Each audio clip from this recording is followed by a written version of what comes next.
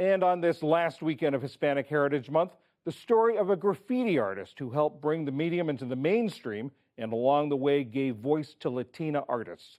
It's part of our series, Hidden Histories.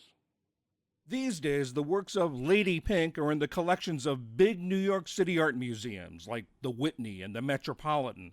But New York City subway cars were her first canvas. Lady Pink, also known as Sandra Fabara, is called the First Lady of Graffiti, one of the pioneers in the male-dominated 1970s and 80s graffiti art movement, raising what was thought of as gang-related vandalism into a serious art form. Graffiti is more than just a style, it's a culture.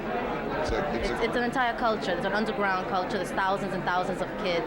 Everyone knows each other. It's like family, and the way you dress, the way you talk, the way you act, the way you write. That's all graffiti. Born in Ecuador in 1964 to a seamstress and an architect, she always had artistic aspirations. When she was 7, her family moved to Queens. As a teenager, she began writing, as spray painting graffiti is called.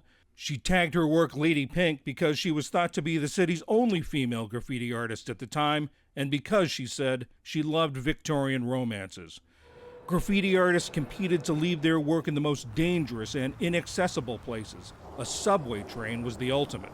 She said she loved the thrill, but worried about arrest, something she depicted in a 1981 painting.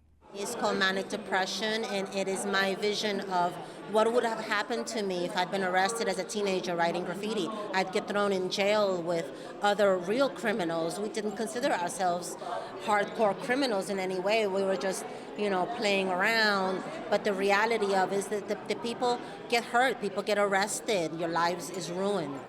As the mainstream art world became more interested in graffiti, her work moved from subway cars to galleries in New York and Paris.